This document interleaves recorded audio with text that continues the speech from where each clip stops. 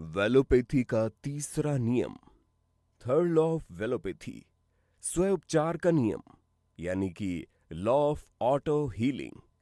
स्वोपचार हमारे शरीर की सबसे बड़ी शक्ति है जिसके द्वारा शरीर स्वयं को ठीक करता है।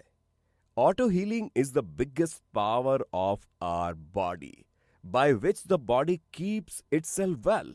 जब हम स्व चिकित्सा द्वारा कुदरत के नियमों का पालन करते हैं तो शरीर का स्व चिकित्सा तंत्र ठीक से कार्य कर पाता है।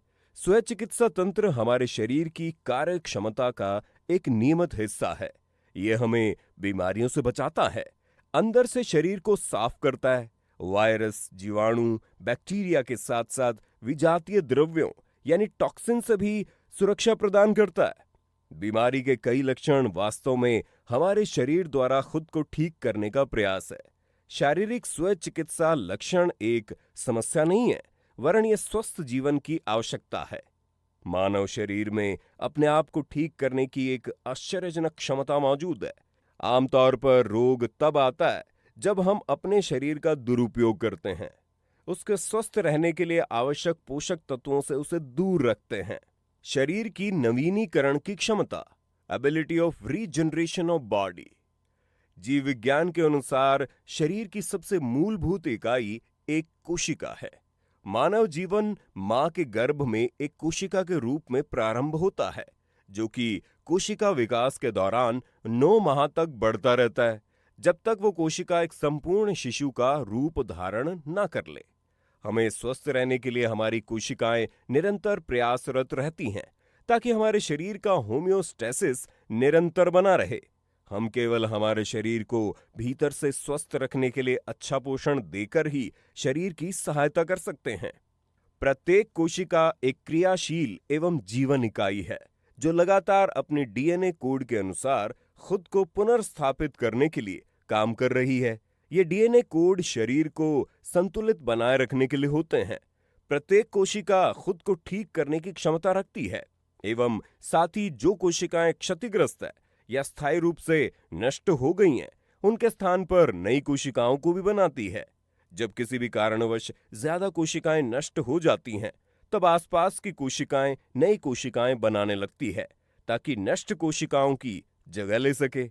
घाव यानी कि जख्म के स्व उपचार की प्रक्रिया, नियमों का समूह।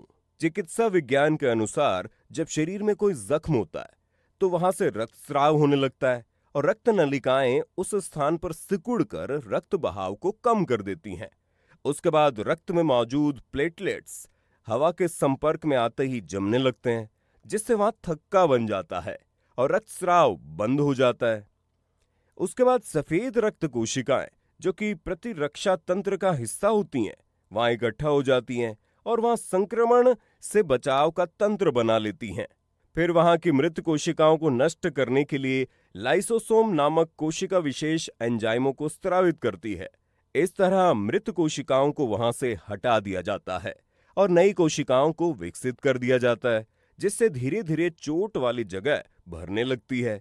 जब उपचार पूर्ण हो जाता है तो ये असाधारण और जटिल प्रक्रिया स्वतः ही बंद हो जाती है। आइए अब चिकित्सा भाषा में स्वोपचार की प्रक्रिया को समझते हैं। शरीर की बाहरी त्वचा मुख्यतः 2 परतों, एपिडर्मिस यानी कि बाहरी सतह एवं डर्मिस यानी अंदरूनी त्वचा या गहरी त्वचा से बनी होती है, जो बाहरी वातावरण के खिलाफ एक सुरक्षात्मक सतह बनाती है। जब यह सतह किसी भी वजह से टूट जाती है तो जैव रासायनिक घटनाओं की एक श्रृंखलाबद्ध प्रक्रिया नुकसान के मरम्मत के लिए लग जाती है। ये प्रक्रिया एक निम्न चरणों में विभाजित है। नंबर 1, रक्त का थक्का जमना, हीमोस्टेसिस। नंबर 2, सूजन आना। नंबर 3, उत्तक वृद्धि। और नंबर 4, उत्तकों को फिर से तैयार करना, रीमॉडलिंग। ये उपचार प्रक्रिया सिर्फ बाहरी चोटों पर ही लागू नहीं होती, वरन ये क्रिया अंदरूनी छोटी मोटी क्षति पर भी लागू होती है और हमारी देखभाल करती है। इस प्रक्रिया के द्वारा हमारे शरीर में मृत और क्षतिग्रस्त कोशिकाओं को हमारी त्वचा, मुंह, आंतों और रक्त से प्रतिदिन बड़ी संख्या में बदल दिया जाता है। निष्कर्ष यानी कंक्लूजन, जैसा कि हम अपने स्व उपचार तंत्र को समझ सकते हैं कि ये हमारे शरीर की कार्यक्षमता का एक नियमित हिस्सा है। यह हमें बीमारी से बचाता है, शरीर को अंदर से साफ करता है, वायरस, जीवाणु, कीटाणु के साथ साथ विजातीय द्रव्यों से भी हमें सुरक्षा प्रदान करता है। शारीरिक उपचार प्रक्रियाएं कोई बीमारी नहीं है, वरन ये स्वस्थ जीवन की आवश्यकता है। बीमारी के कई लक्षण वास्तव में हमारे शरीर को खुद ठीक करने की प्रक्रिया है। वेलोपैथी का चौथा नियम, फोर्थ लॉ ऑफ वेलोपैथी, रीढ़ की हड्डी का नियम, द लॉ ऑफ स्पाइन। रीढ़ की हड्डी का सही आकार स्वस्थ जीवन का आधार।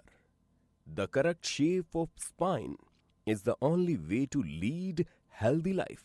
रीढ़ की हड्डी यानी स्पाइनल कॉर्ड, अगर वो सांप वाली आकृति को हम देखें तो उसका जो सिर से जुड़ा हुआ हिस्सा होता है शुरू का, उसे बोलते हैं सर्वाइकल वर्टिब्रा यानी कि कॉनकेव वाला हिस्सा। उसके बाद मिडिल का जो उभरा हुआ है यानी कॉन्वेक्स टाइप का, उसे बोलते हैं थोरैसिक वर्टिब्रा। और लास्ट में जो फिर से कॉनकेव बन जाता है उसे बोलते हैं लंबर वर्टिब्रा। विश्लेषण, एनालिसिस। मानव शरीर संरचना में रीढ़ की हड्डी या मेरुदंड, जिसे हम वर्टिब्रा कॉलम या स्पाइन, पीठ की हड्डियों का समूह है। इसमें कुल 33 हड्डियां होती है। इसमें 24 चलने योग्य यानी मूवेबल बोन्स और 9 आपस में जुड़ी हुई यानी फ्यूज्ड बोन होती है, जो मस्तिष्क के पीछे के भाग से निकलकर गुदा के पास जाती है। रीढ़ की हड्डी हमारे शरीर संरचना को संतुलित बनाने में महत्वपूर्ण भूमिका निभाती है। ये हमें चलने, घूमने, उठने बैठने में सहायता करती है।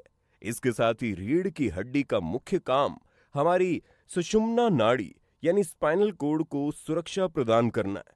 वास्तव में स्पाइनल कॉर्ड मस्तिष्क की ही एक शाखा है जो रीढ़ की हड्डी के अंदर केशेरुका नाल यानी स्पाइनल कैनाल में सुरक्षित रहती है। चूंकि स्पाइनल कॉर्ड का काम संकेतों को आदान प्रदान करना है, अर्थात दिमाग से निकले सभी संकेतों को शरीर के सभी अंगों तक पहुंचाना व पुनः सभी अंगों से प्राप्त सूचनाओं को दिमाग तक पहुंचाना है। सूचना तंत्र में आई जरा से भी गड़बड़ी शरीर में किसी बड़ी बीमारी की वजह बन सकती है, क्योंकि हम जानते हैं कि शरीर के सभी अंग दिमाग से प्राप्त सूचनाओं या आदेशों के अनुसार ही काम करते हैं और कार्य समाप्त होने पर संकेत पुनः दिमाग को स्पाइनल कॉर्ड के द्वारा भेज दिए जाते हैं, जिसे फीडबैक लूप कहते हैं। यदि ये संकेत अंग तक या अंगों से दिमाग तक नहीं पहुंचे तो दिमाग शरीर को पूर्ण रूप से स्वस्थ नहीं रख पाएगा। वास्तव में स्पाइनल कॉर्ड नर्व का वो समूह है जो हमारे मस्तिष्क को हमारे शरीर के साथ जोड़ती है, जिससे संपूर्ण शरीर अपने आप को नियंत्रित कर पाता है। रीढ़ की हड्डी के 2 मुख्य कार्य होते हैं। पहला कार्य, ये परिधीय तंत्रिका तंत्र यानी सेंट्रल नर्वस सिस्टम के एक बड़े हिस्से को मस्तिष्क से जोड़ता है। संवेदी न्यूरॉन्स के माध्यम से रीढ़ की हड्डी तक पहुंचने वाली सूचना मस्तिष्क तक जाती है। हमारे दिमाग में सही सिग्नल के बिना हमारे अंग अपने इष्टतम स्तर यानी ऑप्टिमम लेवल पर काम नहीं कर सकते। एक खराब वक्र यानी कि रीढ़ की हड्डी की संरचना का बिगड़ना या गलत वक्र कर्व मौजूद होता है, तो एक या अधिक कशेरुकाओं यानी वर्टिब्रा के आसपास मस्कुलोस्केलेटल कारक नसों के सामान्य कार्य में हस्तक्षेप करता है, जिसकी वजह से मस्तिष्क के द्वारा निकली जानकारी को शरीर के बाकी हिस्सों में पहुंचने व पुनः अंगों से प्राप्त सूचनाओं को मस्तिष्क तक पहुंचाने में तंत्रिका की क्षमता प्रभावित होती है। रीढ़ की हड्डी का दूसरा कार्य, स्पाइनल कॉर्ड यानी कि सेंट्रल नर्वस सिस्टम को सुरक्षा प्रदान करना है, जिससे स्पाइनल कॉर्ड को अच्छी तरह से कार्य करने की अनुमति मिलती है, जो शरीर के हर सेल, ऊतक और अंग के कार्य को नियंत्रित करती है। इसलिए एक स्वस्थ रीढ़ एक स्वस्थ तंत्रिका तंत्र के साथ पूरे शरीर के स्वास्थ्य को बनाए रखने में एक महत्वपूर्ण भूमिका निभाती है। रीढ़ की हड्डियां छोटे छोटे हिस्सों में विभाजित होने के कारण लचीली होती हैं। इसकी वजह से इंसान झुक पाते हैं। चलने, उठने, बैठने के साथ ही शरीर की बहुत सी क्रियाओं के लिए हमारी रीढ़ की हड्डी सबसे अधिक जिम्मेदार होती है। मानव शरीर में रीढ़ की हड्डी का प्राकृतिक curve, natural curve in human body spine. एक वयस्क की रीढ़ की हड्डी प्राकृतिक तौर से एस कर्व की होती है, जो कि लाखों सालों के क्रमिक विकास का नतीजा है। प्राकृतिक तौर से रीढ़ की हड्डी में 2 प्रकार के वक्र पाए जाते हैं। लॉर्डोसिस एवं कायफोसिस।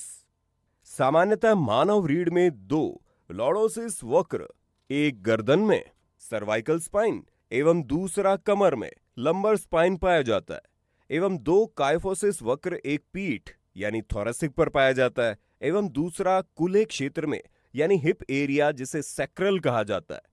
शिशु वास्तव में एक वक्र के साथ पैदा होता है। जब तक वे चलना प्रारंभ नहीं करते तब तक कायफोसिस वक्र स्पष्ट होता है। जैसे जैसे बच्चा अपना सर संभालना चालू कर देता है वैसे ही गर्दन का सर्वाइकल कर्व लॉर्डोसिस वक्र रूप ले लेता है, जिससे रीढ़ अपने आकार में आ जाती है। परिपक्वता के दौरान जैसे जैसे बच्चा सीधे चलना सीखता है वैसे ही रीढ़ संपूर्ण शरीर को संभालने का कार्य प्रारंभ कर देती है। अब इस प्राकृतिक वक्र को व्यवस्थित रखना हमारी पूरी उम्र तक जिम्मेदारी होती है। रीढ़ की हड्डी में वक्र, कर्व इन स्पाइनल। रीढ़ की हड्डी को निम्नलिखित भागों में बांटा गया है।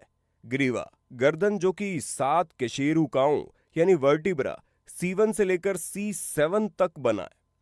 थोरेसिक, मध्य और ऊपरी पीठ यानी 12 कशेरुकाओं यानी T1 से लेकर T12 से बना है। लंबर यानी कमर 5 कशेरुकाओं से बना है यानी L1 से लेकर L5 तक।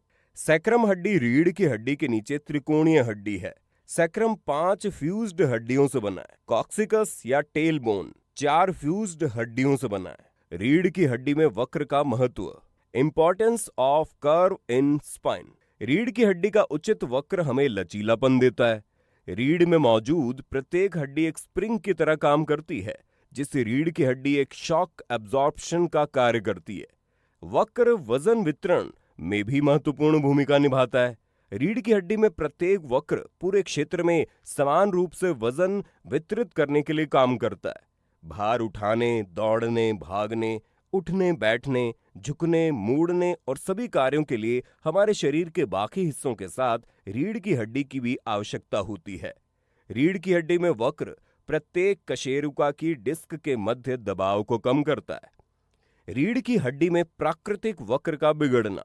शरीर का अतिरिक्त वजन, कमजोर मांसपेशियां, अधिक समय तक कंप्यूटर पर झुककर काम करना, ऊंचा तकिया लगाना, झुककर बैठना या काम करना, गलत तरीके से भारी सामान उठाना, खेलते समय रीढ़ की हड्डी में चोट लगना, झुककर पढ़ाई करना, हाई हील पहनना आदि। इनमें से किसी भी बात का हमारी दैनिक दिनचर्या में नियमित रूप से होना हमारी रीढ़ की हड्डी के वक्र में धीमे धीमे बदलाव लाने का मुख्य कारण बनता है।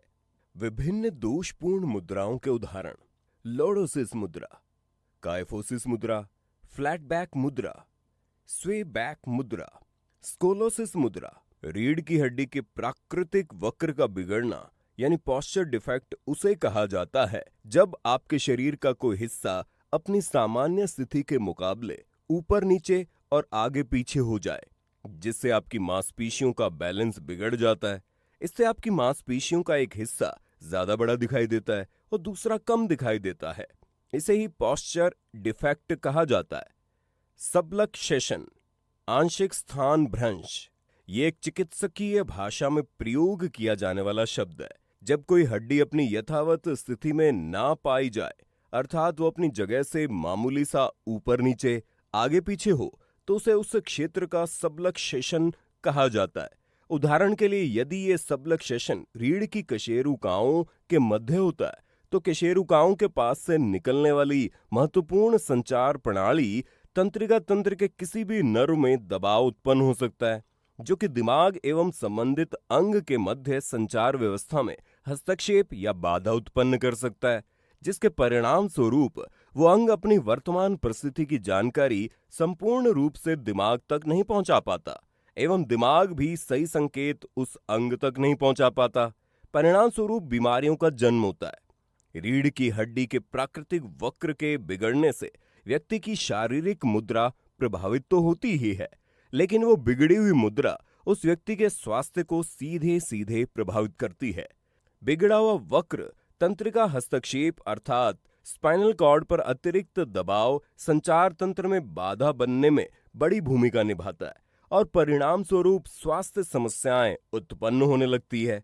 एक बिगड़ा हुआ वक्र संपूर्ण स्वास्थ्य पर नकारात्मक प्रभाव डाल सकता है। रीढ़ की हड्डी का शारीरिक अंगों और तंत्रिका तंत्र से संबंध, connection of spine with nervous system and body organ. रीढ़ की हड्डी का मुख्य काम शरीर को संतुलित रखने के साथ साथ तंत्रिका तंत्र की सुरक्षा करना भी है, जो कि रीढ़ की हड्डी के सुरक्षित कैनाल से होती हुई विभिन्न अंगों तक दिमाग से निकले हुए सूचनाओं का आदान प्रदान करने का काम संभालती है। हमारे दिमाग से सही सिग्नल के बिना हमारे अंग अपनी पूरी क्षमता से काम नहीं कर सकते हैं। कायरोप्रैक्टिक फिलॉसफी के अनुसार सबसे पहले हमें पता होना चाहिए कि रीढ़ की हड्डी के माध्यम से जो तंत्रिका तंत्र निकलता है वो दिमाग से निकले हुए संकेतों को रीढ़ की किस कशेरुका से होते हुए किस किस अंगों तक सूचनाओं का आदान प्रदान करता है, जिससे हम ये भी जान पाएंगे कि यदि इस संचार माध्यम में कोई भी रुकावट आती है तो कौन कौन से अंग अपनी पूरी क्षमता से काम नहीं कर पाएंगे। परिणाम स्वरूप बीमारियों का जन्म होगा। गर्दन की हड्डी, सर्वाइकल स्पाइन। सर्वाइकल स्पाइन मस्तिष्क से संदेश भेजने के लिए रीढ़ की हड्डी का ऊपरी हिस्सा होता है। ये 7 कशेरुकाओं से मिलकर बना होता है। इससे निकलने वाली नर्व यानी तंत्रिका निम्न अंगों से संचार स्थापित करती है। सीवन एटलस द्वारा दिमाग से निम्न अंगों में संकेतों का आदान प्रदान करती है। सिर के लिए रक्त की आपूर्ति, पिट्यूटरी ग्रंथि, खोपड़ी, चेहरे की हड्डियां, मस्तिष्क, मध्य एवं आंतरिक कान, सिंपैथेटिक नर्वस सिस्टम। संभावित लक्षण हैं इसके सरदर्द, घबराहट, अनिद्रा, उच्च रक्तचाप, माइग्रेन सिर दर्द, पुरानी थकावट, चक्कर आना या वर्टिगो, कमजोर याददाश्त यानी एमेंसिया, नर्वस ब्रेकडाउन। C2 एक्सिस द्वारा दिमाग से निम्न अंगों में संकेतों का आदान प्रदान होता है। आंखें, ऑप्टिक नर्व, श्रवण तंत्रिका, साइनस, मास्टॉइड हड्डियां, जीभ, माथा आदि। संभावित लक्षण है इसके साइनस की परेशानी, एलर्जी, भेंगापन, बहरापन, आंखों की परेशानी, कान दर्द। C3 सर्वाइकल वर्टिब्रा द्वारा दिमाग से निम्न अंगों से संकेतों का आदान प्रदान होता है। गाल, बाहरी कान, चेहरे की हड्डियां, दांत, ट्राइफोकल नर्व। और इसके संभावित लक्षण हैं न्यूरोलजिया, न्यूराइटिस, मुहासे, एक्जिमा। C4 सर्वाइकल वर्टिब्रा द्वारा दिमाग से निम्न अंगों में संकेतों का आदान प्रदान होता है। नाक, होंठ, मुंह, यूस्टेचियन ट्यूब। संभावित लक्षण है इसके हे फीवर, सर्दी, सुनने की क्षमता में कमी, एडेनॉइड्स, नाक बहना। C5 सर्वाइकल वर्टिब्रा द्वारा दिमाग से निम्न अंगों में संकेतों का आदान प्रदान होता है। स्वर तंत्र, गर्दन, फेरिंग्स, गर्दन ग्रंथि। और इसके संभावित लक्षण है लैरिंजाइटिस, गला बैठना, गले से संबंधित समस्या जैसे खराश। C6 सर्वाइकल वर्टिब्रा द्वारा दिमाग में निम्न अंगों से संकेतों का आदान प्रदान करता है। गर्दन की मांसपेशियां, कंधे, टॉन्सिल। और इसके संभावित लक्षण है लैरिंजाइटिस, गला बैठना, गले से संबंधित समस्या जैसे गले में दर्द या खराश, कठोर वार्दन, ऊपरी भुजा में दर्द, टॉन्सिलाइटिस, पुरानी खांसी। C7 सर्वाइकल वर्टिब्रा द्वारा दिमाग से निम्न अंगों से संकेतों का आदान प्रदान होता है। थायराइड ग्रंथि, कंधे और कोहनी में बरसा यानी तरल से भरी हुई छोटी छोटी थैली होती है जो हड्डी और अन्य चलने वाले भागों जैसे मांसपेशी, स्नायु या त्वचा के बीच कुशन का कार्य करती है। इसमें सूजन आने पर इसे बर्साइटिस कहा जाता है। संभावित लक्षण इसके हैं थायराइड संबंधी समस्या, कोहनी व भुजा में बरसा, गले में खराश। थोरेसिक स्पाइन, थोरेसिक रीढ़ आपकी पीठ का ऊपरी और मध्य भाग है और आपको पसलियों से जोड़ता है। ये 12 कशेरुकाओं से मिलकर बनता है, T1 से लेकर T12 तक। तो T1 की बात कर लेते हैं। T1 थोरेसिक वर्टिब्रा द्वारा दिमाग से निम्न अंगों में संकेतों का आदान प्रदान होता है। कोहनी से नीचे हाथ तक, हाथ, कलाई, आहार नाल और श्वसन नली। और इसके संभावित लक्षण हैं अस्थमा, खांसी, सांस लेने में समस्या, निचली बाहों एवं हाथों में दर्द। T2 थोरेसिक वर्टिब्रा द्वारा दिमाग से निम्न अंगों में संकेतों का आदान प्रदान होता है। हृदय, संभावित लक्षण कार्यात्मक हृदय से संबंधित परिस्थिति एवं छाती से संबंधित परिस्थिति। T3 थोरेसिक वर्टिब्रा द्वारा दिमाग से निम्न अंगों में संकेतों का आदान प्रदान होता है। फेफड़े, ब्रोंकियल, ट्यूब, फुफ्फुस, छाती, स्तन। संभावित लक्षण ब्रोंकाइटिस, फुफ्फुस, निमोनिया, छाती में कसावट, इन्फ्लुएंजा। T4 थोरैसिक वर्टिब्रा द्वारा दिमाग से निम्न अंगों में संकेतों का आदान प्रदान होता है। गॉल ब्लैडर, पित्त नलिका। संभावित लक्षण: गॉल ब्लैडर से संबंधित समस्या, पीलिया। T5 थोरैसिक वर्टिब्रा द्वारा दिमाग से निम्न अंगों में संकेतों का आदान प्रदान होता है। लिवर, सोलर प्लेक्सिस, परिसंचरण। संभावित लक्षण: लिवर संबंधी समस्या, रक्तचाप की समस्याएं, खराब परिसंचरण, गठिया। T6 थोरैसिक वर्टिब्रा द्वारा दिमाग से निम्न अंगों में संकेतों का आदान प्रदान होता है। पेट। संभावित लक्षण: पेट में परेशानी जैसे पेट खराब, अपच, हृदय में जलन। T7 थोरैसिक वर्टिब्रा द्वारा दिमाग से निम्न अंगों में संकेतों का आदान प्रदान होता है। Pancreas, duodenum. संभावित लक्षण: अल्सर, गैस्ट्राइटिस।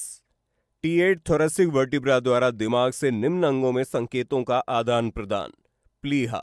संभावित लक्षण: प्रतिरोधक क्षमता में कमी। T9 थोरैसिक वर्टिब्रा द्वारा दिमाग से निम्न अंगों में संकेतों का आदान प्रदान, एड्रिनल या सुप्रारिनल ग्रंथियां। संभावित लक्षण: एलर्जी, पित्ती, अर्टिगेरिया और हाइव्स। T10 थोरैसिक वर्टिब्रा द्वारा दिमाग से निम्न अंगों में संकेतों का आदान प्रदान, गुर्दे यानी कि किडनी।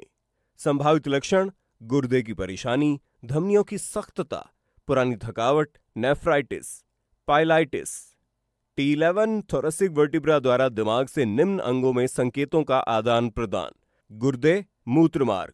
संभावित लक्षण: त्वचा संबंधी समस्या जैसे मुहासे, फोड़े, फुंसी, एक्जिमा। T12 थोरैसिक वर्टिब्रा द्वारा दिमाग से निम्न अंगों में संकेतों का आदान प्रदान होता है, छोटी आंत, लिम्फ परिसंचरण। संभावित लक्षण: संधिशोथ, गैस दर्द, कुछ प्रकार का निर्जलीकरण।